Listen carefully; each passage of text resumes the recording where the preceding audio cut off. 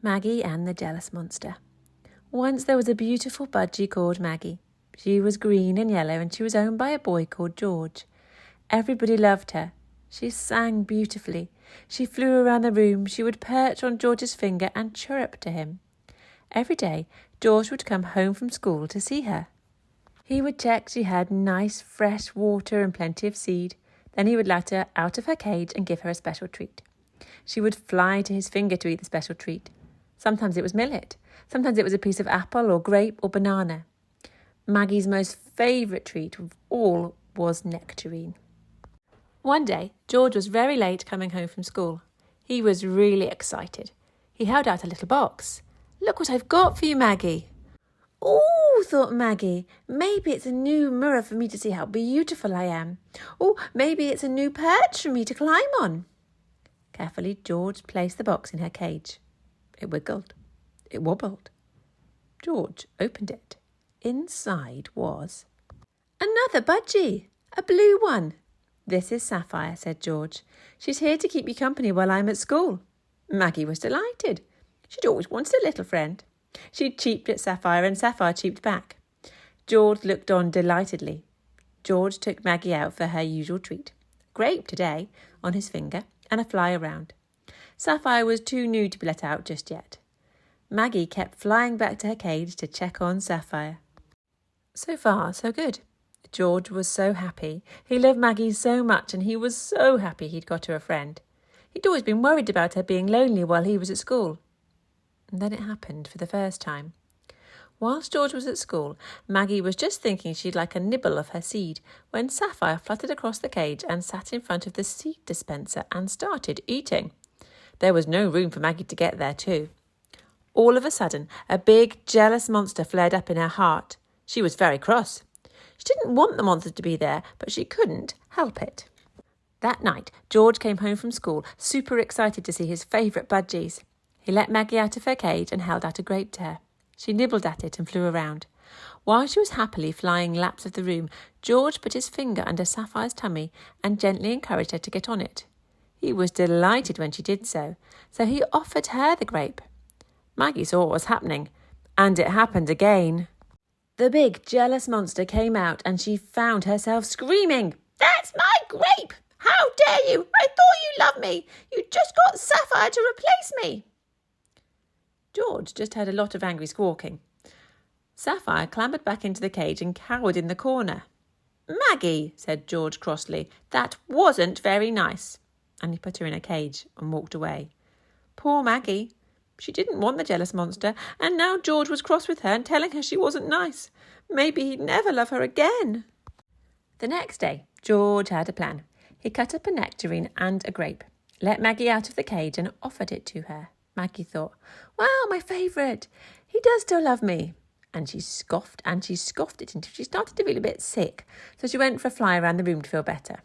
George carefully placed a bit of nectarine on top of the cage so she could finish it when she wanted. Then he carefully got Sapphire out and offered her half a grape. Maggie spotted what was happening. The jealous monster grew bigger and bigger and bigger. It whispered to her, "George loves Sapphire more than you. Look, he dumped your fruit on the cage. He's feeding Sapphire her fruit." "Squawk, squawk, squawk," went Maggie. Now, George was a fairly patient boy on the whole, but he got really cross. "Maggie," he said, "I gave you your favourite food. I gave it to you first and let you eat as much as you wanted. So much that you must have felt too full. And I left it for you if you wanted more.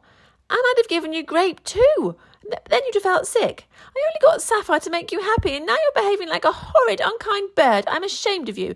Maybe I should have got mice instead of budgies." And he stormed off, leaving his mother to put the budgies back in their cage. Poor Maggie. Her heart was broken. Now George hates me.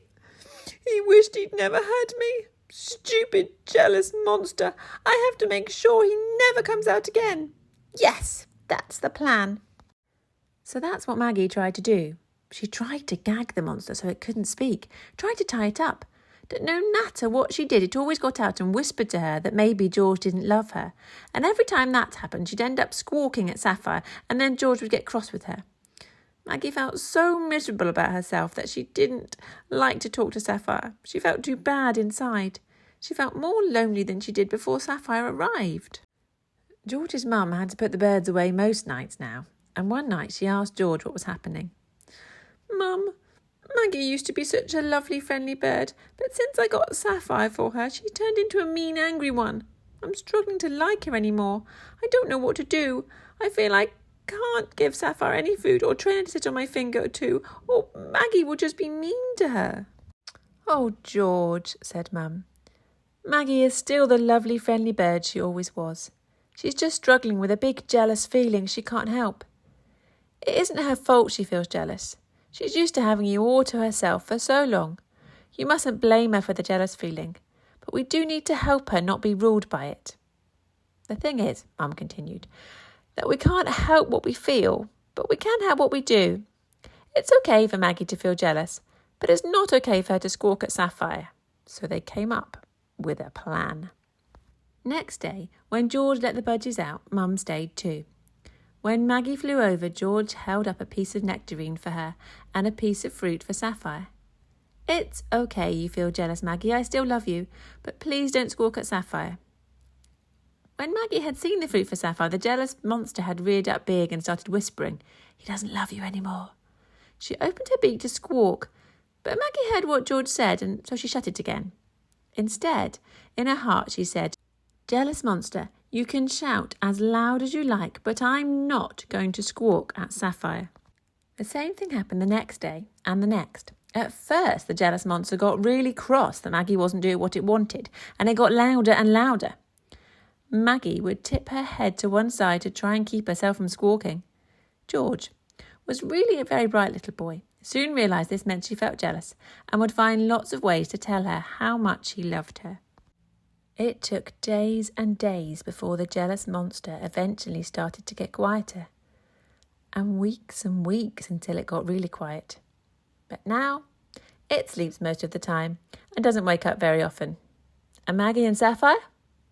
They, of course, became great friends.